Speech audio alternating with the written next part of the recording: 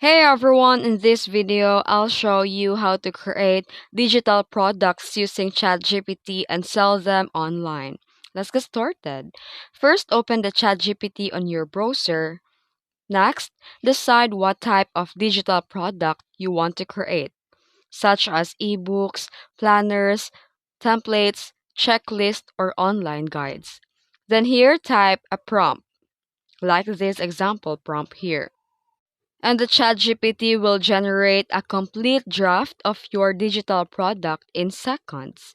And after that, you can refine it by asking, make it more professional, add more details and examples, improve formatting for selling. Next, design your product using tools like Canva and export it as PDF. Then upload it to platforms like Gumroad, Etsy, or Shopify to start selling. And finally, promote your product using social media or short form videos to get your first sale. And that's it. That's how you create a digital products using ChatGPT and sell them online. If this video helped you, don't forget to like and subscribe for more tutorials. Thanks for watching.